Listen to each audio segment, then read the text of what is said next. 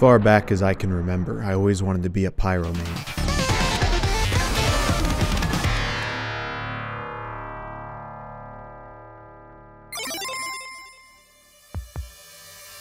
I remember watching frag videos and being blown away by reflex and flare shots. But once I actually got my own PC in 2011 and I started playing the game, then I saw how pyro players really play.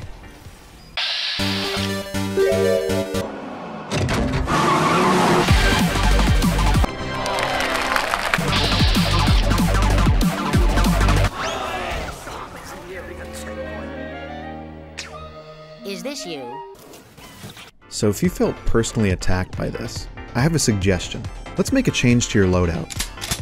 It's going to take some time, and it's going to take a lot more effort, but you're going to come out the other side with a lot more range, and you're going to earn yourself a lot more respect. So let's take a look at the results you can get from this absolute game changer of a secondary.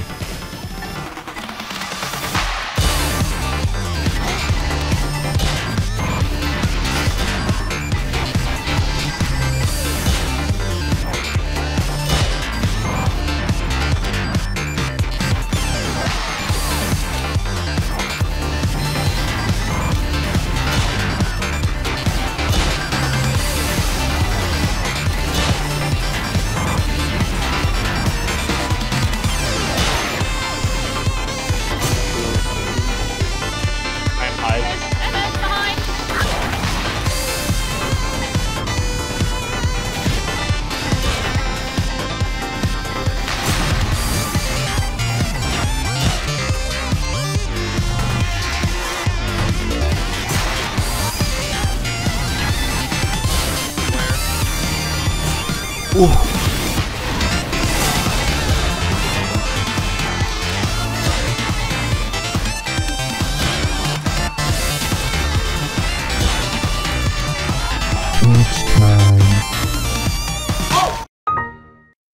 Another advantage of the flare gun is your ability to dip behind cover and break line of sight. This is something you wouldn't be able to do as much if you were just relying on your flamethrower. Needing to maintain a line of sight to keep up the pressure really hurts your survivability, and is probably why every Flog Pyro has a pocket medic. The next weapon I'll be trying to sell you on doesn't care if your enemy takes cover. You can keep up the pressure if they're around a corner, behind a rock, or just being very difficult to hit. But that's not even the main reason I use it. With the detonator, you have the option to show up somewhere no one expects a pyro. But before I get into the demonstration, there is one more weapon I want to introduce you to.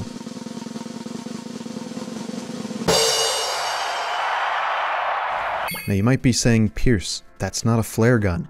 What is it doing in a flare gun video? And yeah, that's a good point. But I can't talk about the detonator without also talking about how well it pairs with the Dragon's Fury. You see, the detonator does not have the same damage as the flare gun, so the high burst damage of the DF really makes up for it. Also factor in the flanking potential of detonator jumps and the ability to ignite very slippery scouts. Makes this a match made in heaven.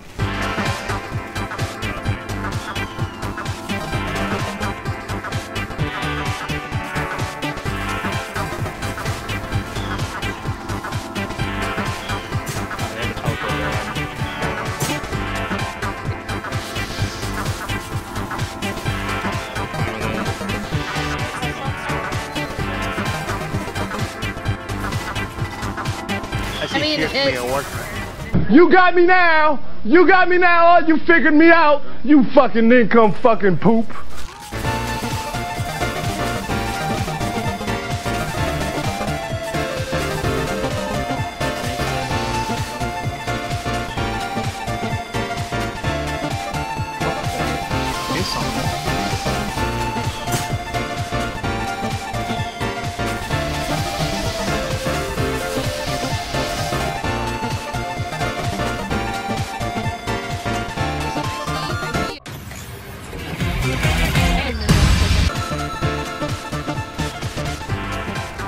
Obama.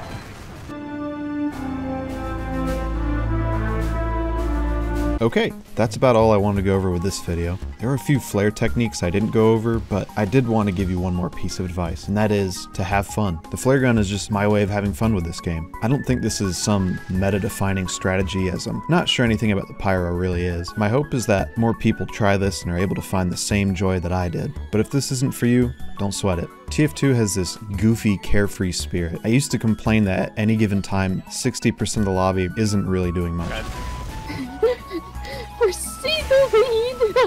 However, after years of playing competitive games, I see a laid-back atmosphere in TF2 I don't see much anywhere else. So I'm not going to tell you can only play the game this way. However, I do want you to enjoy the time you have with TF2, because that's why we play. Stop going Karen Gug Mama mode. What?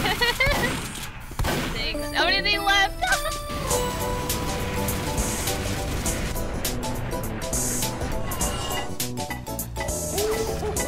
Alright, I'll see you guys. Rugged life. Ooh. Right down. Got him.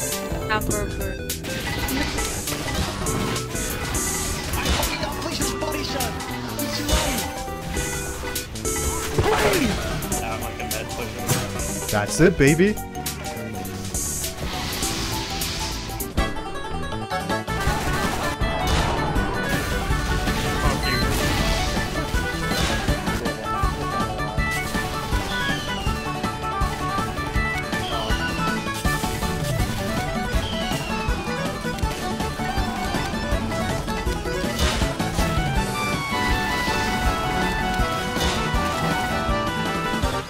Oh.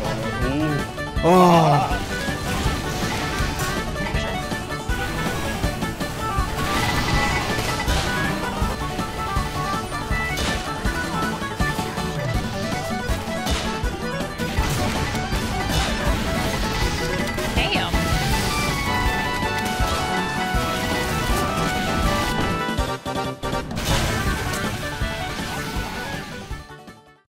Thank you for reaching the end of the video. This is something I started 10 months ago, and this whole project is something I've been wanting to do for over 10 years now. The artist that did the thumbnail art is me. That's right, I couldn't afford a commission this time, so I had to learn a new skill. If you have any feedback that could help me improve this new skill, leave a comment or message me on Twitter or Discord. That goes for the video too. When people tell me they enjoyed a video, it is appreciated, but specific feedback can really help me understand what I'm doing well and what I need to improve. Special thanks to Hostile Buffalo for gifting me the drawing tablet. Let's just put a revolver in the cabinet. They'll thank me later. And a very special thanks to Libby, Sean, and anyone else who's encouraged me to keep going. I will see you all in the next video. Stay healthy and drink plenty of water.